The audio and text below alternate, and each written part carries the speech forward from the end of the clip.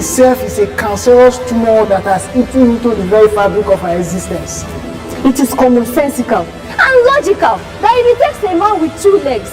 Ladies and gentlemen, the Nigerian justice system has failed the common man. And the reason why that girl presents her body to that lecturer for malpractice is because she is fully aware. And in our own education system, corruption is a culture. How can bribery not be a way of life? Hello and welcome to The Expression Debates, brought to you by Youngsters Foundation with support from DFID Nigeria and other partners. Now, this youth initiative is designed to increase the voice of youth and their active participation in contemporary national issues. My name is Divine Prince Abbey, and with me in the studio today is Mariam Junaidu, and I am happy that you could join us on today's episode, which promises to be fun and engaging. It's been a battle of brains, wits, and oratory as 32 audacious undergraduate teams from over 20 tertiary institutions in Nigeria emerged from the regional auditions in Enugu, Lagos, and Abuja to get to this grand finale. It's been quite a journey. Yes, it has been quite a journey, Miriam. And we've seen 32 undergraduate teams battle through the elimination series all the way into the semi-finals, where we have just 16 teams remaining. And it has been an emotional battle too, because we've seen amazing teams drop out of, the debate series.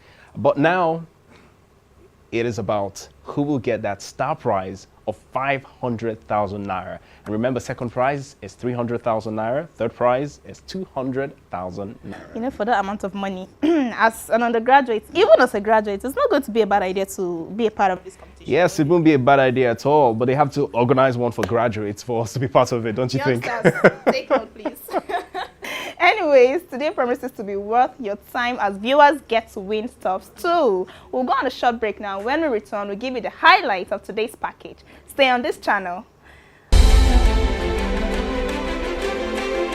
Welcome back to The Expression Debates, brought to you by Youngsters Foundation with support from DFID Nigeria and other partners.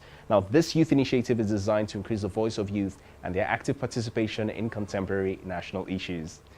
Okay, so what do we have for our amazing audience today? We have a lot of exciting stuff for you all. 2 teams are going to be debating on the topic, Nigeria needs capital punishment to deter the menace of corruption in Nigeria. Since this is an elimination series, each team stands just one chance, just one, to make it to the next level, which is the grand finale, of course, and closer to the star prize of 500,000 naira. Wow, 500,000 naira, and that goes to just one team. Now, remember, you as a viewer at home, you're not left out because you stand a chance of winning some really, really cool prizes. You can win recharge cards and also join our campaign, I Choose Integrity, and stand a chance of winning some really, really cool prizes. So to participate and win, log on to our website on the screen or check us out on our social media platforms for more information. Okay, so now the topic for today's debate, Nigeria needs capital punishment to deter the menace of corruption. Wow. What's your take on that, Miriam? Ooh, for me, corruption is quite disturbing. But then, capital punishments on a personal note. Maybe too harsh? I think it's too harsh. But then, for me to say that, it might seem like I'm encouraging it, but let's just leave it. I'm sure our debaters will definitely speak more on that. Let's see what they have to say about that one. Let's see if they encourage it or not. So before we move to the debate arena, let's just go to the streets and see what Nigerians have to say about this. We'll be right back.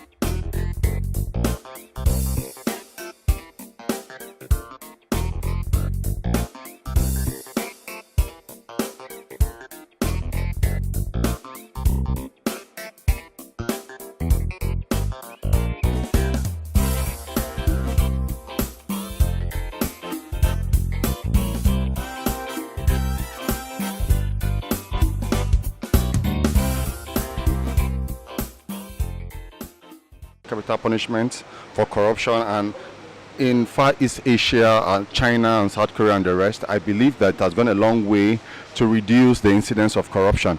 I think that if that's introduced in Nigeria too, it will go a long way to curb corruption, to dissuade people from indulging in corrupt practices. No, capital punishment is so high up the ladder. We've not sorted out the issues on ground. So many people are there in prison. When we go for prison evangelism, as a Christian, we do go for prison evangelism. We discover that a lot of people are out there in prison. Their cases have not even been heard and been there for years. So where's the fairness for giving anyone capital punishment? And the persons who deserve punishment are not being punished. They buy their way out of issues. So there's no fairness to it. So I think there's a lot of work for judiciary to do to catch up before we can start thinking of capital punishment.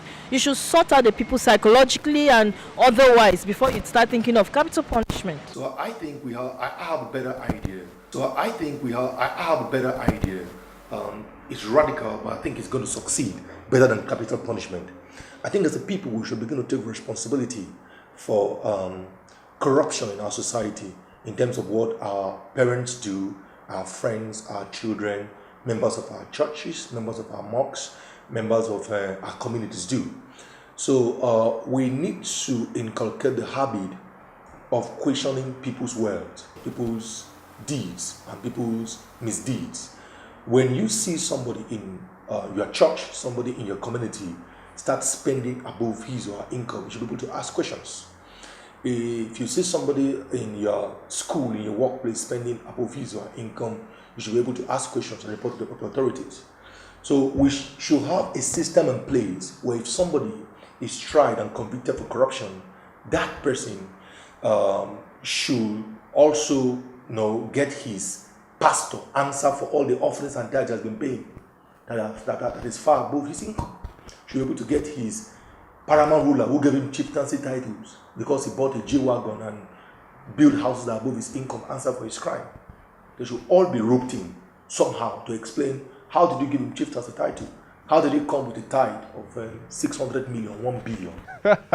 Very, very interesting views there from Nigerians. Wow, and of course they had a lot to say about corruption. It affects everyone, you can say, right? Including you and I. Yes, it does, every Nigerian. But we're not just going to hear from people on the streets, we're going to hear from the debaters themselves about how they will debate for and against this motion. I'm really looking forward to this one. So let's meet our debaters for today.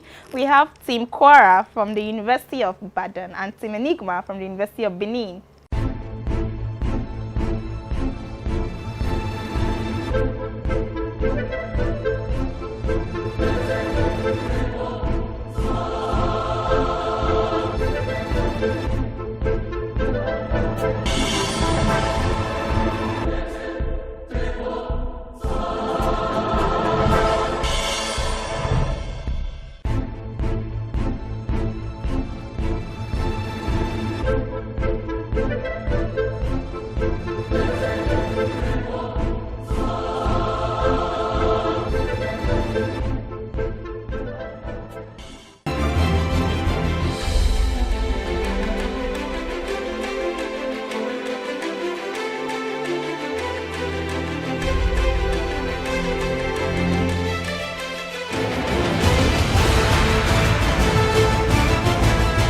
Let us first establish that we cannot have zero corruption in human society. We can only have zero tolerance for corruption. But what societies define as zero tolerance depends on the reality of the cruelty that confronts them. In Nigeria, the cruelty of corruption is so grave that it is almost making the labors of our heroes past to be in vain. It is holding our present in chains that our future may suffer pains that cannot be restrained. Thus, the question in today's debate is not whether people deserve to die or whether we deserve to kill people for the crimes of corruption they commit. But the real question is, do we deserve to kill for our future that is about to be fractured by corruption? Foremost, recognizing corruption as a capital punishment and using death penalty to deter it or to stamp it out will definitely deter people from corruption. Since the definition of deterrence means to cause someone to be unable to do something, then it simply means that for every convicted corrupt officer we kill, he or she will be unable to perpetrate another corruption. And we will be sending another message out to the public that the wages of corruption is death. North Korea, China, Singapore, Thailand all agrees with me in this debate that the result and the action that should be taken against corruption is death penalty, capital punishment. And even in Philippines, where capital punishment was abolished in 2006, according to the Rappler Online News on the 3rd of March 2017, the 17th Assembly in Philippines is currently debating the reinstatement of capital punishment in Philippines. Besides, judges, capital punishment helps to achieve fairness. How can we justify death sentence for armed robbers who sometimes steal less than white-collar workers? Oh, I do agree that white-collar workers do not use guns and terrors when they steal. But it is a universally established truth that pen is mightier than sword, especially when it comes to manipulating figures. If the magnitude of corruption in Nigeria continues, it will cost this country 37% of our GDP by the year 2030. You think those are from me? No. Those are the words of Fumi Akande, the Chief Financial Officer of Siemens, as reported by Vanguard newspaper on the 19th of June, 2017. Finally, judges, for decades we have tried to combat corruption, and we have not succeeded. We have looked to the right, where nothing is left. We have looked to the left, where nothing is right. It is high time we look to capital punishment and see deterrence unravel before us. Thank you. And I stand here on soil today to passionately oppose the motion which states that Nigeria needs capital punishment to deter the menace of corruption. Before I go further, the definition of the key terms are vital. Corruption can be defined as the impairing of moral standard, virtues, or integrity, while capital punishment can be defined as the authorized killing of someone for committing a crime. Now my point. My opponent made mention of capital punishment deterring crime, but I would like to prove that point wrong from all ramifications. Capital punishment does not deter crime. Experience, they say, is the best teacher. But in cases like this, where we have not experienced it, can't we learn from the experience of others? Experience of countries like China, Iraq, Iran, Morocco, who have tried using capital punishment to fight against corruption, but have failed, are failing, and will continue to fail. According to the CPI ratings from the Transparency International 2016, it showed us that countries like Iran, Iraq, North Korea, and China are below the 43% transparency, meaning that these countries are very corrupt. Need I remind you that China executes thousands of people yearly? But this has not reduced the corruption. Rather, a tremendous increase was found from the year of 2014 to 2015, despite using capital punishment. And I would like to specify, these countries use capital punishment not against grievous crimes, but they use it to deter the menace of corruption. Secondly, capital punishment is inhuman. How can we say people should not do something? Can two wrongs make a right? We say, okay, don't kill, but we are killing to show them that they should not kill. That is inhuman. Like according to the, section 33, he said, he was able to mention that we are defining national, that he was able to mention about the constitution that says killing is not good. And then I'll talk about the Amnesty International. They said killing, they said capital punishment is the ultimate defilement of rights. So I say, do you think, he talked about petty punishment. Now the topic in control is it going to deter crime, corruption? We've talked about capital punishment. If you use capital punishment to kill a student who engages in malpractice, then it is not justice, but rather an injustice that is audible to the deaf and visible to the blind, because the measure for those corrupt practices are not equal. If you're just joining us, this is The Expression Debates, brought to you by Youngsters Foundation with support from DFID Nigeria and other partners. This youth initiative is designed to increase the voice of the youth and encourage their participation in contemporary national issues. Wow, 16 teams arguing and debating for the star prizes of 500,000 naira, 300,000 naira, and 200,000 naira for the first, second, and third places, respectively. You know, at this point, I think I need to just comment. Go ahead, comment. The first speaker from Team QUORA, that guy was wow. Yes, just indeed. wow. Wow, I'm even short of words right now. I know. See, now, look, that first speaker was very good. I love the way he laid out his points in a very articulate, very coherent manner. You know, his use of statistics, his use of facts and figures, the examples he gives about the country very intelligently. Well, wow, I'm looking forward to what the second speakers will do. Will they be able to match the first speakers? ENIGMA was okay too as well, but I think I'll just have to give that particular one to, QUORA. Let's see what the second speakers have in store.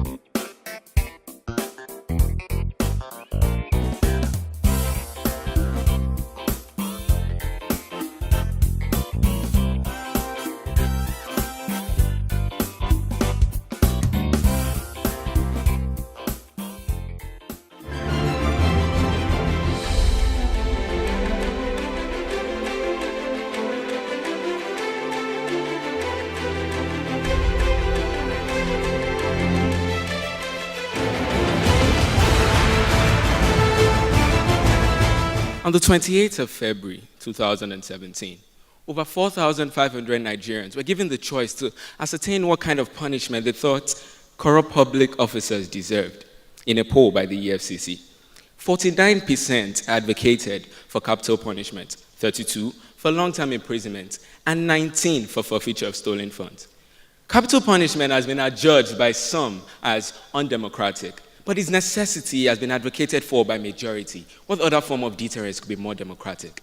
The acceptance of this punishment is not far-fetched, as any government who enforces the deterrence would enjoy the support and confidence of the people. As in the case of military governments, who enjoyed the support of people when they claimed that their coups cleansed the government of their corruption. Also, the pain of corruption begins when a little change results in the neglect of national change. A greedy indulgence with national consequence. Fake drugs are bribed into the countries, and this corruption results in the death of many, and innocent many, who are victims to 18% of ailment-causing counterfeit drugs, out of a total 30% of fake drugs on the market as evaluated by NAFDAC. And then we argue if corrupt individuals deserve a capital punishment, when Section 319, subsection 1 of the Criminal Code states that a murderer be killed. Now we argue if corrupt individuals who intentionally, gruesomely killed several individuals are supposed to be subject to a less deterrence. Judges, corrupt individuals would have desisted from corruption if they knew the price, if there was a price. If they were subject to capital punishment, if they were subject to death's finality, they wouldn't object to essential morality. Thank you. Who does the chicken think is deceiving?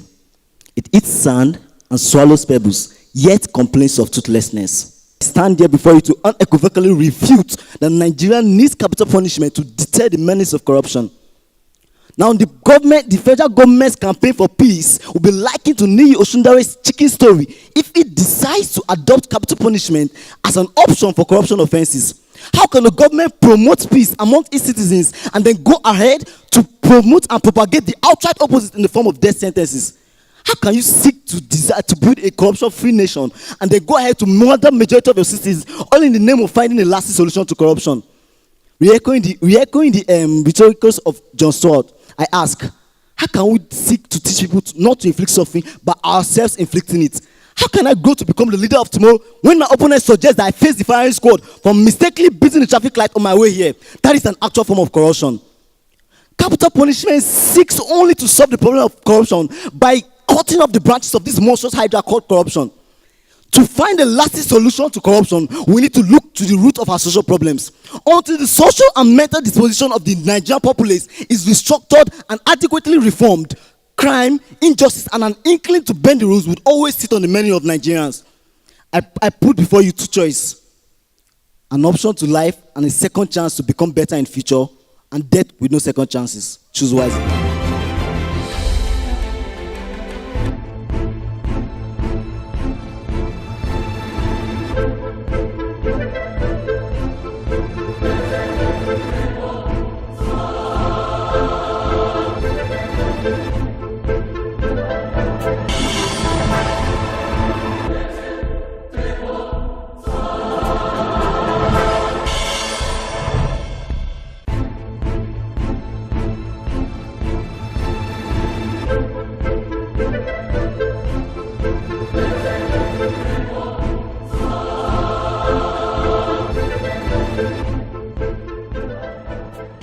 That was a good one too. That was a good round. Although I felt the first speakers did better, especially the first speaker from QUORA now. But the second speaker from ENIGMA, yeah, it was okay. It was okay. He did well, as you know. And the first speaker from QUORA also did well, but he was more laid back. But I love his use of statistics. I love the way he presented his points. It was okay. For me, I think we have a clear winner here. Right. You know how I don't like to take sides, but for you can't sit on the fence on this one, right? No. I think we have a clear winner, but we are not the judges. So let's go back to the scoring board and see what the judges have decided. We'll be right back.